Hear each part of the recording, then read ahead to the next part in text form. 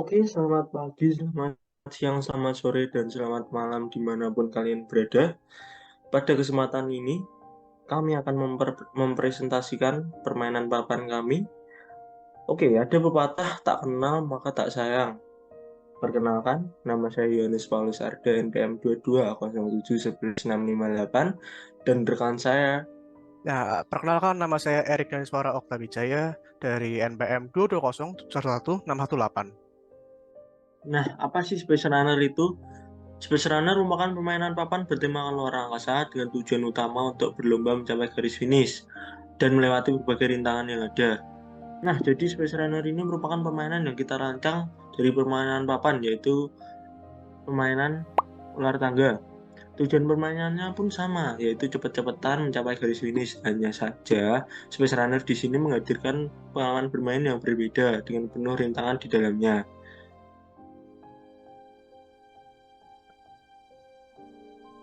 Nah, kemudian latar belakang. Yang pertama, permainan luar tangga adalah permainan yang sudah hadir sejak lama dengan cara bermain yang sangat simpel. Nah, permainan luar tangga ini sudah ada sejak dari lama. Mungkin tahun 90-an juga sudah ada. Cara bermainnya pun juga sangat simpel, hanya melempar dadu, bergerak maju, naik turun, dan berlomba mencapai kotak finish. Nah, dengan konsep permainan yang sangat sederhana tersebut, membuat permainan luar tangga terlalu monoton dan akan sangat membosankan jika ingin dimainkan lagi dan lagi.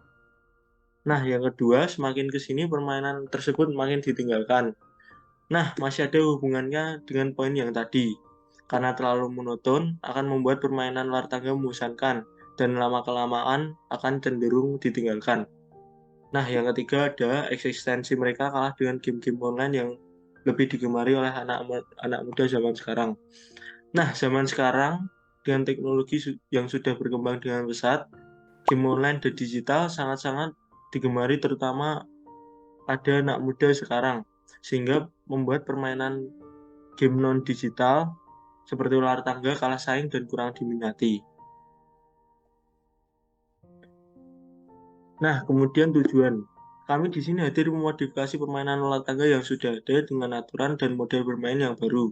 Di sini kami juga mengambil referensi dari sebuah game Nintendo yang bernama Mario Party.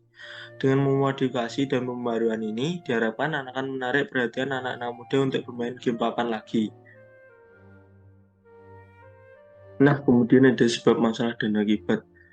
Nah, yang pertama, karena anak-anak dikasih gadget sejak usia dini akan membuat masalah di mana anak-anak sudah bermain game digital sejak usia dini, sehingga mengakibatkan anak-anak tidak merasakan dan tidak mau bermain permainan non-digital seperti permainan papan.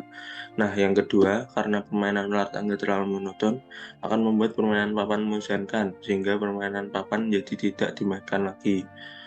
Nah, yang ketiga, yang terakhir, karena permainan digital lebih seru dan menarik, membuat permainan non-digital seperti papan tidak dilirik lagi, sehingga permainan papan akan hilang dari eksistensi. Nah, kemudian ada solusi. Kami memiliki solusi untuk memodifikasi permainan papan luar tangga menjadi lebih modern.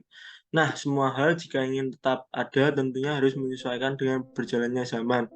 Permainan papan luar tangga jika ingin tetap ada ya harus menyesuaikan dengan berkembangnya zaman. Itulah mengapa salah satu dari solusi kami untuk mengubah permainan papan luar tangga menjadi lebih modern dari segi gameplaynya, fiturnya, sampai ke desainnya yang lebih ke zaman sekarang. Nah, yang kedua, kami mengambil inspirasi dari game digital Nintendo berjudul Mario Party.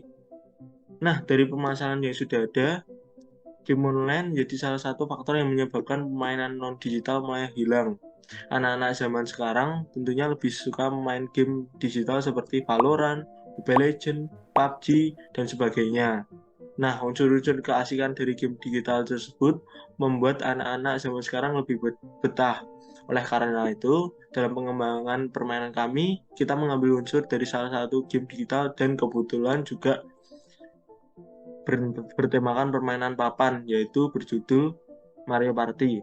Kami mengambil beberapa unsur dari game tersebut dan mengimplementasikannya dalam permainan kami, dengan harapan anak-anak muda yang memainkannya bisa merasakan keasikan dari unsur game digital dalam permainan papan non-digital.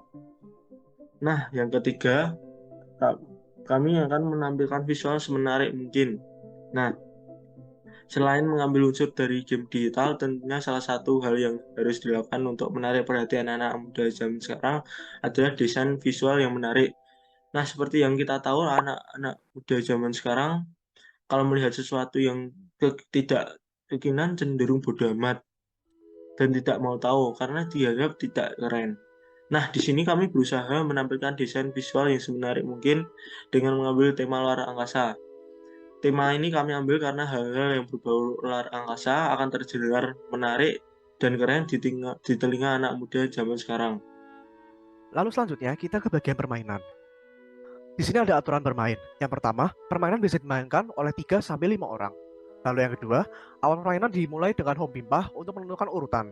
Jadi home pimpah dipakai untuk menentukan urutan pertama, selanjutnya, dan urutan terakhirnya. Lalu yang ketiga, setiap pemain melempar dadu, pemain akan mengambil satu kartu yang telah disediakan. Lalu yang keempat, terdapat kartu yang wajib langsung dipakai setelah mengambil kartu, yaitu pada kartu maju atau mundur sekian langkah. Nah, kartunya itu nanti akan diperlihatkan atau dijelaskan lagi lebih detailnya di slide belakang-belakangnya nanti. Lalu yang kelima, terdapat kartu yang dapat disimpan dan dapat dipakai di giliran lainnya. Lalu yang keenam, menggunakan kartu berarti mengorbankan giliran melempar dadu. Artinya di sini jika kita punya kartu simpanan, kartu yang bisa disimpan dan ingin dipakai, kita harus mikir kita mau pakai kartu atau melempar dadu. Lalu yang ketujuh, jika pion berhenti di kotak warna putih atau kotak netral, maka tidak akan ada yang terjadi. Lalu yang ke-8, jika pion berhenti di kotak warna kuning atau kotak koin, maka pemain akan mendapatkan satu koin. Koin tersebut akan berguna untuk membeli kartu di kotak shop atau yang kita namai dengan ISS. Koin ini bersifat permanen sampai akhir permainan nanti. Lalu yang ke-9, jika pion hendak melewati kotak warna biru atau kotak arah, maka pemain akan melempar dadu lagi untuk menentukan arahnya. Jika ganjil, pemain akan ambil arah lurus, lalu jika genap, pemain akan mengambil arah belok.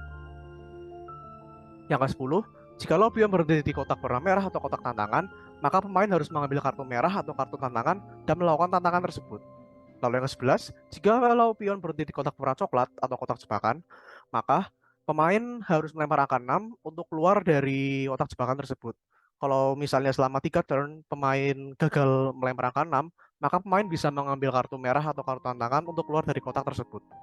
Lalu yang ke-12, jika pion berhenti di kotak warna hijau atau kotak swap, maka jika ada pemain lain yang juga berdiri di kotak hijau, maka posisi pemain tersebut wajib ditukar.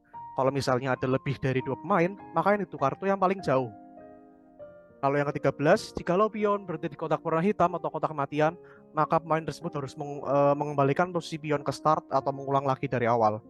Yang ke-14, untuk menggunakan jalan pintas, pemain harus memiliki kunci yang didapat dari kartu. Jalan pintasnya itu berarti pesawatnya ya, atau roketnya ya. Kalau di luar tangga berarti tangganya. Kalau nomor 15, pemenang ditentukan dari pemain yang sampai ke kotak finish terlebih dahulu. Lalu selanjutnya ke kelengkapan permainan. Yang pertama ini ada papan permainan ukurannya 50 x 25 cm. Bisa dilihat di sini ada kotak-kotaknya yang sudah saya sebutkan tadi di peraturan. Ada kotak kuning, ada kotak koin, kotak coklat, kotak jebakan, kotak merah, kotak tantangan, terus kotak hitam, kotak kematian, kotak hijau, kotak swap, lalu kotak biru atau kotak arah. Lalu di sini ada roket yang kalau di luar tangga itu berarti tangganya, kalau ini bintang jatuh, kalau di luar tangga itu ularnya. Lalu ini ada shop atau ISS-nya. Lalu yang kedua ada kartu-kartunya. Di sini ini yang kartu udah disebutkan tadi yang wajib langsung dipakai. Ini kartu maju, ada maju 1, 2, 3, atau di sini juga ada yang di pojok yang ada gambar pedangnya. Ini berarti untuk menyerang yang ditujukan ke musuh. Ini juga sama, ada 1, 2, 3, masing-masing di sini semua ada 5 kartu. Kalau yang ini sama, cuma ini ada minus atau mundur. Ini ada -2, -3, -5. Kalau ini juga untuk menyerang. -2, -3, -5. Lalu ini ada yang berbeda, ada yang membuat jumlah dadu yang kita lempar menjadi setengah. Jika misalnya kita melempar angka genap, ini yang untuk menyerang, jumlahnya ada 4. Kalau ini yang untuk mengalihkan 2, jumlahnya juga sama ada 4. Kalau ini juga untuk menyerang, untuk menghentikan giliran lawan. Kalau ini yang untuk mereverse giliran, jumlahnya ada 7. Kalau ini melindungi diri dari serangan kartu musuh, jumlahnya ada 5. Kalau ini juga kartu bisa disimpan, yang untuk melepaskan diri dari kotak jebakan ada 6. Terus ini ada kartu untuk mengakses shop secara portable, tidak perlu ke kotak shopnya ini langsung. Jumlahnya ada 7. Terus ini ada kartu menyerang, melempar lawan ke kotak jebakan, jumlahnya ada 6. Terus ini ada kartu yang merugikan diri sendiri, pergi ke kotak jebakan terdekat, ada 5. Kalau ini menarik lawan yang berdiri 5 blok dari pionnya kita, jumlahnya ada 3. Terus kalau ini kartu untuk mengakses roket, atau tadi kuncinya itu, yang jumlahnya ada cukup banyak, yaitu 8. Selanjutnya ini ada kartu yang menghancurkan satu kartu simpanan sendiri, jumlahnya ada 4. Kalau ini yang untuk menyerang, yang untuk menghancurkan kartu simpanan musuh. Lalu ini ada kartu yang secara instan pergi ke kotak hitam. Dan kalau yang ini untuk menyerang musuh ke kotak hitam, jumlahnya cuma ada 1. Kalau yang ini menyelamatkan diri dari kotak hitam atau swap tempat atau bintang jatuh, dan jumlahnya ini cuma ada 3. Lalu ini ada kartu yang dijual di shop atau di ISS. Harganya beda-beda, ada yang 4 koin, ada yang 3 koin, dan ini yang paling mahal yang 10 koin. Terus ini ada kartu tantangannya yang merupakan bagian dari kotak merah. Dan ini ada list tantangannya, bisa dibaca. Di sini ada berbagai jenis, ada yang bersifat fisik, ada yang bersifat non fisik. Yang non fisik ini seperti lakukan kesan bahasa lagi terbaik Anda, terus bertingkah seperti binatang, sampai ada yang bisa menebak. Lalu ada ini yang paling sulit, mungkin nyanyikan satu lagu daerah secara singkat. Lalu ini ada yang secara fisik, yaitu lakukan push up sebanyak 3 kali, sit up sebanyak 3 kali, dan squat sebanyak 5 kali. Lalu yang ketiga ada dadu, dan yang terakhir ada koin. Selanjutnya kita ke bagian pemasaran. Di sini target pasar kita tentu sudah jelaskan di awal tadi, dominannya adalah anak-anak usia 8-12 tahun. Di sini kita mengincar 55% anak-anak, lalu selanjutnya ada remaja 13-18 tahun dengan persentase 30%, dan yang terakhir adalah dewasa 19-25 tahun dengan persentase 15%. Nah, kemudian kemasan produk. Seperti yang tertera di layar berikut, model kemasan produk kami pada bagian tampak luar didesain sesuai dengan desain papan kami dan dominan berwarna ungu gelap. Terdapat bintang-bintang kuning di sisi kemasan ini nantinya. Pada bagian tampak dalam, kami desain dengan visual langit luar angkasa yang hitam dan penuh dengan bintang. Bagian dalam, kami beri visual desain juga supaya terlihat lebih bagus dari luar dan juga dalamnya. Nah, selanjutnya kita ke bagian marketing. Bagaimana tadi permainannya? Seru bukan? Unik bukan? Menarik bukan? Kalau misalnya kalian tertarik dengan produk permainan kami, kalian bisa langsung saja beli. Harga ramah di kantong cuma 15 ribuan saja. Oke, jika kalian berminat, bisa mengunjungi Instagram kami di @spacerunner.official atau dapat menghubungi kontak WA kami di 087562226969. Sekian dan terima kasih.